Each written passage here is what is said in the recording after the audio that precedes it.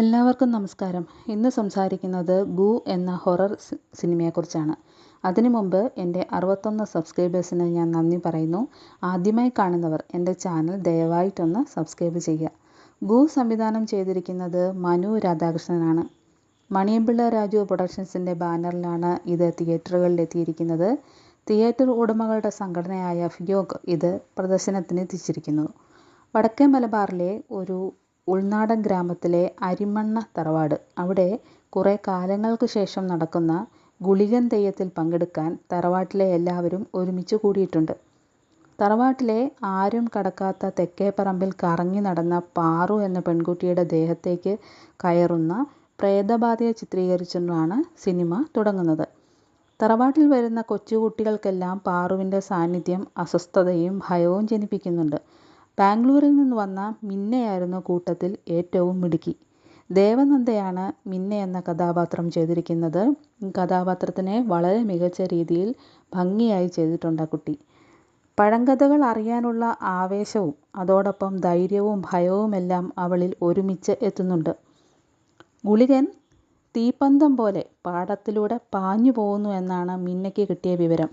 എന്നാൽ അതിൻ്റെ പിന്നിലുള്ള ശാസ്ത്രീയ വശം അവളുടെ അച്ഛൻ അവൾക്ക് പറഞ്ഞു കൊടുക്കുന്നുണ്ട്.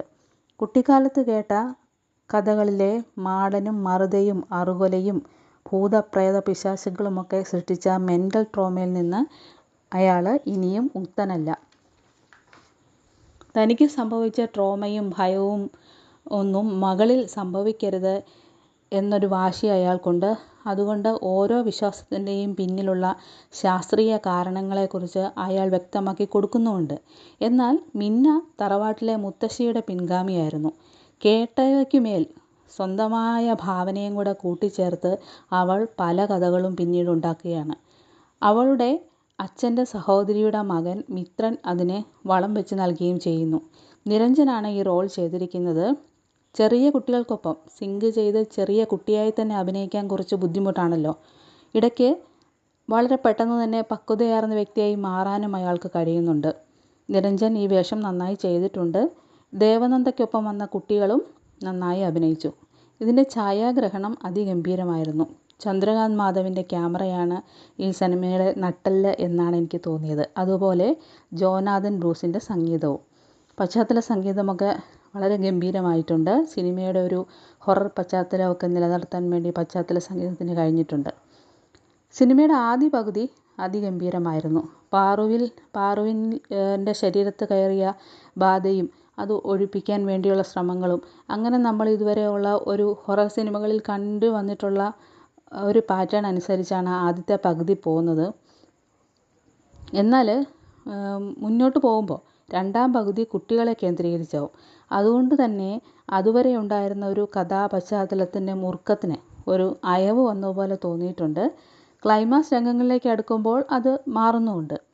ആയുർവേദ ഡോക്ടറാണെങ്കിലും കുറേ പഴങ്കഥകളിൽ വിശ്വാസമുള്ള മിത്രനും മിന്നയും പാറുവിൻ്റെ കഷ്ടതകൾ മുഴുവൻ കണ്ടിട്ടുള്ള അവളുടെ അനിയൻ അപ്പുവും മാത്രമാണ് തറവാട്ടിലെ പ്രേതത്തിനെ കാണുന്നത്. അതുകൊണ്ട് തന്നെ പ്രേതമുണ്ടോ ഇല്ലയോ എന്ന് കാണുന്ന പ്രേക്ഷകന് തീരുമാനിക്കാം. ആ വിധത്തിലാണ് ഈ ചിത്രത്തിൻ്റെ തിരക്കഥയും സംവിധാനവും നിർവഹിച്ചിരിക്കുന്നത്. ആദ്യ സിനിമയെ തന്നെ മികച്ചതാക്കാൻ മനു രാധാകൃഷ്ണൻ്റെ സംവിധാനത്തിന് കഴിഞ്ഞിട്ടുണ്ട്. അതേപോലെ തന്നെ ഈ വിശ്വാസങ്ങൾക്ക് പിറകിലുള്ള യുക്തി എന്താണ്? ഡിജിറ്റൽ യുഗത്തിൽ ജീവിക്കുന്ന കുട്ടികൾക്ക് കേരളത്തിൻ്റെ തനിമയിലേക്ക് കടന്നു വരാനുള്ളൊരു അവസരമാണ് ഈ ഒരു സിനിമയെന്ന് പറയേണ്ടി വരും. നാടൻ കലാരൂപങ്ങളും അത് നടക്കുന്ന സ്ഥലത്തെ മനുഷ്യൻ്റെ ഒത്തൊരുമയും എല്ലാം ചർച്ച ചെയ്യുന്നൊരു സിനിമ കൂടിയാണിത്. പാടശേഖരവും കാവും ഗുളികൻ തെയ്യവും മന്ത്രവാദക്കളങ്ങളുമൊക്കെ നല്ല രീതിയിൽ ഇതിൽ ചിത്രീകരിച്ചിട്ടുണ്ട്. ഇതിലെ ഗുളികൻ പറന്നു വരുന്ന VFXും ഒക്കെ വളരെ ഗംഭീരമായിരുന്നു. ഗുളികൻ തെയ്യത്തിൻ്റെ അവതരണവും ഗംഭീരമായിരുന്നു. അപ്പോൾ ഇത്രയൊക്കെയാണ് ഈ ചിത്രത്തെക്കുറിച്ച് പറയാനുള്ളത്.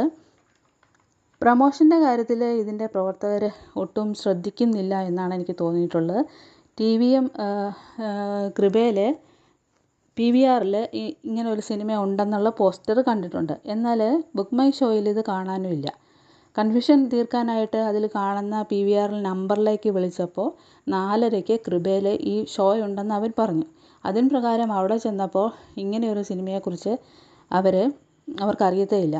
പിന്നെ വീണ്ടും നമ്മൾ സെർച്ച് ചെയ്ത് ഏരീസ് പ്ലസിൽ വന്നിട്ടാണ് ഈ സിനിമ കാണുന്നത്.